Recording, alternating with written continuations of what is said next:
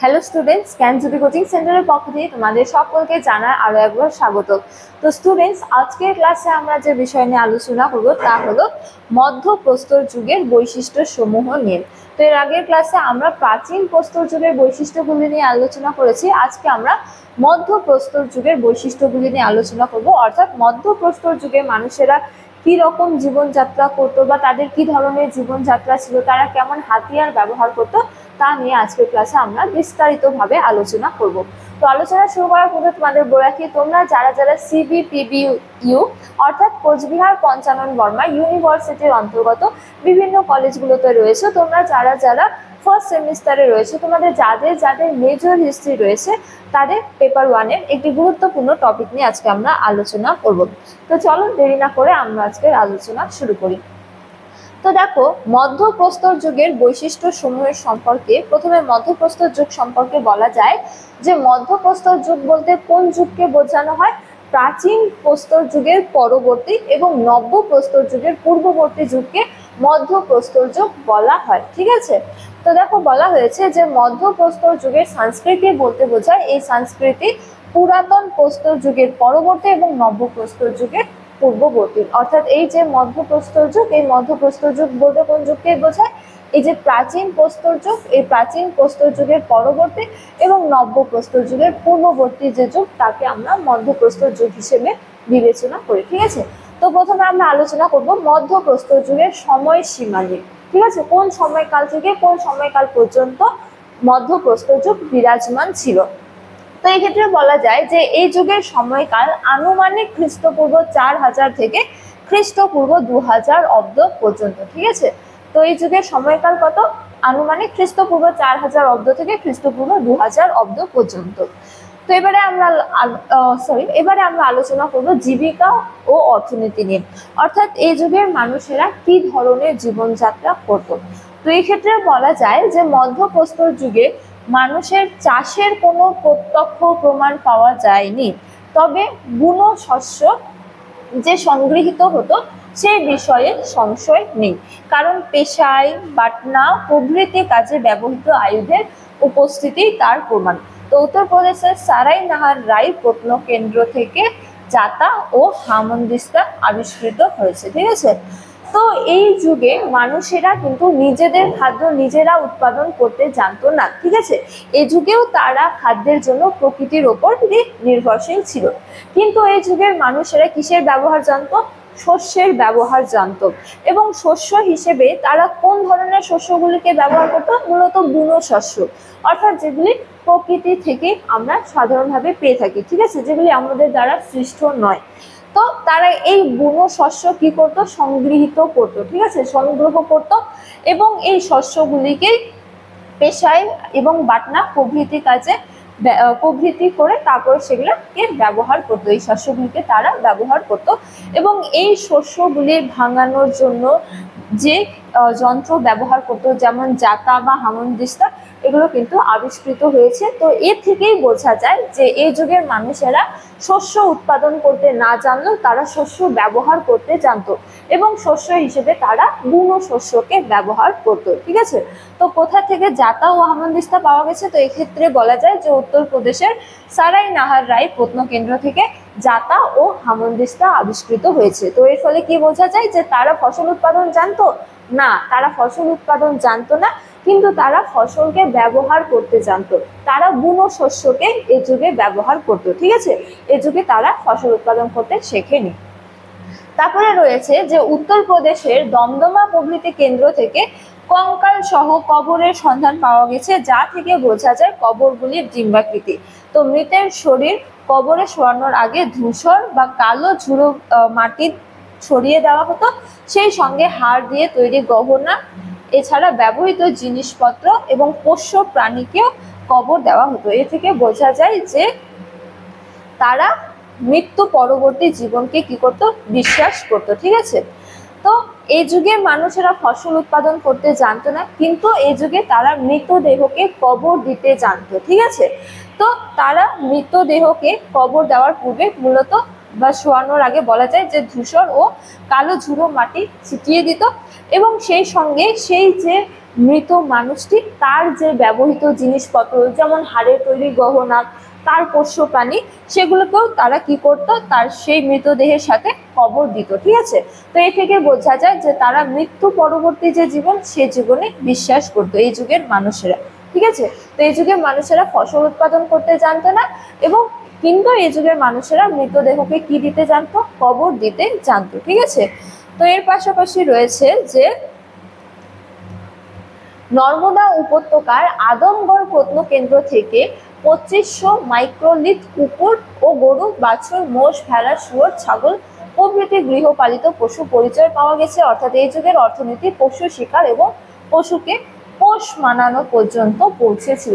তো প্রাচীন প্রস্তর যুগে তারা পশুকে কিভাবে পোষ মানাতে হবে তা তারা জানতো না, কিন্তু এই যুগে তারা পশুকে কিভাবে পোষ মানাতে হবে তা তারা জানতো। অর্থাৎ তারা পশুকে পোষ মানাতে শিখেছিল। ঠিক আছে, এবং তারা কোন কোন পশুকে পোষ মেনেছিল, তারা মূলত কুকুর, গরু, ছাগল, মোষ, ভেড়া, শুয়োর এবং কি ছাগল, এই সমস্ত পশুগুলিকে পোষ মেনেছিল। ঠিক আছে, তো এই যুগের মানুষের জীবিকা স্বরূপ বলা যায় যে তারা ফসল উৎপাদন করতে জানতো না, কিন্তু মৃতদেহকে কবর দিতে জানতো, এবং তাদের যে অর্থনীতি, সেই অর্থনীতি পশুকে পোষ মানানো পর্যন্ত পৌঁছেছিল। ঠিক আছে, এবারে আমরা আলোচনা করব তাদের ব্যবহৃত হাতিয়ার নিয়ে। তারা কি ধরনের হাতিয়ার ব্যবহার করত। তো এই ক্ষেত্রে বলা যায় যে মধ্যপ্রস্তর যুগের প্রধান বৈশিষ্ট্য হলো 1 থেকে 3 সেমি লম্বা ক্ষুদ্র পাথরের হাতিয়ার তৈরি ও ব্যবহার। ঠিক আছে, তো চাপ পদ্ধতিতে ক্ষুদ্র ফলা তৈরি হতো, যা থেকে ত্রিভুজাকৃতি, অর্ধচন্দ্রাকৃতি, ট্রাপিজ আকৃতির আয়ুধ ও তুরপুনের ফলা প্রভৃতি প্রধান হাতিয়ার তৈরি করা হতো। ঠিক আছে, তো এর আগে প্রাচীন প্রস্তর যুগে তারা প্রকৃতি থেকে যে আকারে পাথর পেত তাই তারা হাতিয়ার হিসেবে ব্যবহার করত। ঠিক আছে, কিন্তু এই যুগে তারা সেই যে প্রকৃতি থেকে যে আকারে পাথর পাওয়া যায় তার উপর ক্ষুদ্র কিছু করে তাকে তারা কি করতো, হাতিয়ার হিসেবে ব্যবহার করত। যেমন তারা সেই পাথরকে কি করতো, চাপ পদ্ধতিতে যে ফলা বের হতো সেই ফলা দিয়ে এই যুগের মানুষেরা কি করতো, হাতিয়ার তৈরি করত, এবং এই হাতিয়ারগুলি ছিল মূলত 1 সেমি থেকে 3 সেমি, এতটাই ক্ষুদ্র। ঠিক আছে, খুবই ক্ষুদ্র ক্ষুদ্র আকৃতি ছিল, এবং এদের আকৃতি বলা যায় যে এদের আকৃতি ছিল ত্রিভুজাকৃতি, অর্ধচন্দ্রাকৃতি, ট্রাপিজ।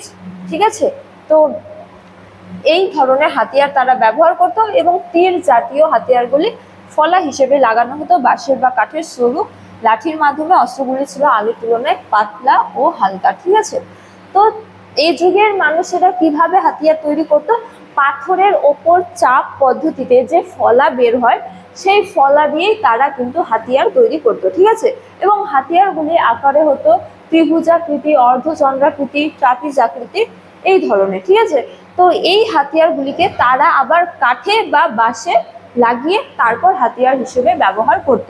তো এই যুগে হাতিয়ার স্বরূপ বলা যায় যে এই যুগে হাতিয়ারগুলি ছিল আগের যুগের তুলনায় খুব বেশি উন্নত এবং পাতলা ও হালকা। ঠিক আছে, তো এই যুগের মানুষের হাতিয়ারে কিন্তু অভূতপূর্ণ বিকাশ হয়েছিল।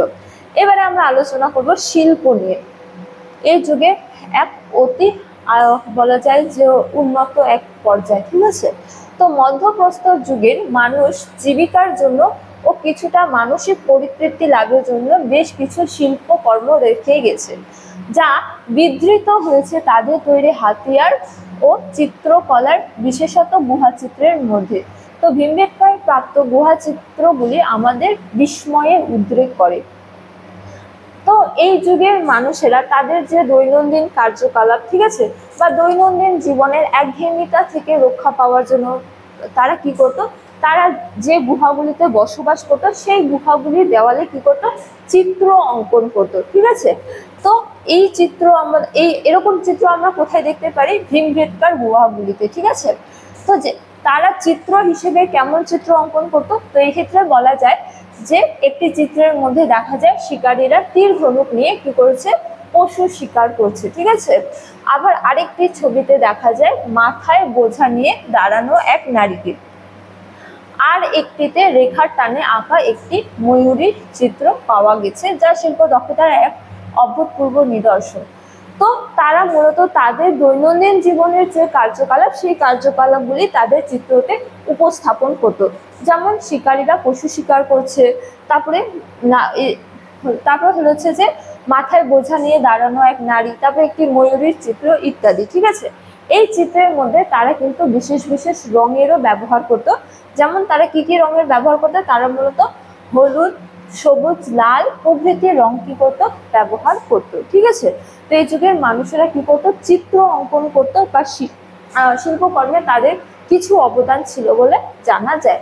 এবারে আমরা আলোচনা করব প্রত্নকেন্দ্র নিয়ে, অর্থাৎ ভারতবর্ষের কোন কোন স্থান থেকে এই যুগের নিদর্শন আমরা দেখতে পারি। তো এই ক্ষেত্রে বলা যায় যে ছোট নাগপুর, মধ্য ভারত ও কৃষ্ণা নদীর দক্ষিণে এই যুগের নানা নিদর্শন পাওয়া গেছে।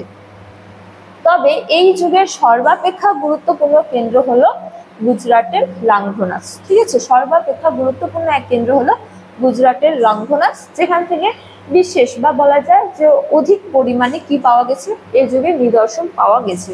তো এছাড়াও এই যুগের জনবসতিগুলি হলো রাজস্থানের ভিলওয়ালা জেলার বাগোরাম এবং বুধ পুষ্কর। ঠিক আছে, তারপরে মধ্যপ্রদেশের ভীমবেটকা এবং আদমগড়ের গুহাবাস, তারপরে উত্তরপ্রদেশের সারাই নাহার রায়, চোপানি, মান্ডো এবং পশ্চিমবঙ্গের বীরভূমপুর, কর্ণাটকের সাঙ্গোলাকাল্লু এবং তামিলনাড়ুর তিনেভেলি।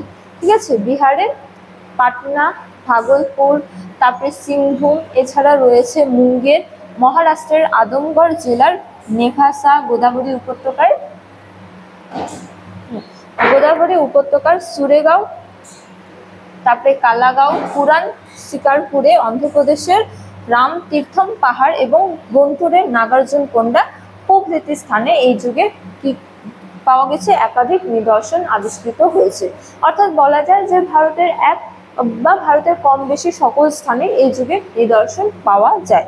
তো স্টুডেন্টস, এই ছিল আজকের আমরা আলোচনার বিষয় মধ্যপ্রস্তর যুগের মানুষের জীবনযাত্রা বা মধ্যপ্রস্তর যুগের বৈশিষ্ট্য সমূহ নিয়ে। তাদের জীবনযাত্রা কেমন ছিল, তাদের হাতিয়ার কি ধরনের ছিল তা নিয়ে। তো আলোচনা শেষ করার পূর্বে তোমাদের একটা ছোট ইনফরমেশন দিয়ে রাখি যে তোমরা স্ক্রিনে দুটো নাম্বার দেখতে পাচ্ছ, এই দুটো নাম্বার হলো আমাদের Gyanjyoti coaching centre official helpline number. তো তোমরা এই দুটো নাম্বারের মধ্যে যে কোনো একটিতে যোগাযোগ করে আমাদের সাথে যুক্ত হতে পারো। এছাড়া তোমরা এখানে কোর্স ফি স্ট্রাকচারটা দেখতেই পাচ্ছ। তো আজকের আলোচনার ক্লাস এতটাই, তোমাদের সাথে দেখা হবে পরবর্তী ক্লাসে। ততক্ষণ তোমরা সকলেই ভালো থাকো, সুস্থ থাকো। Thank you.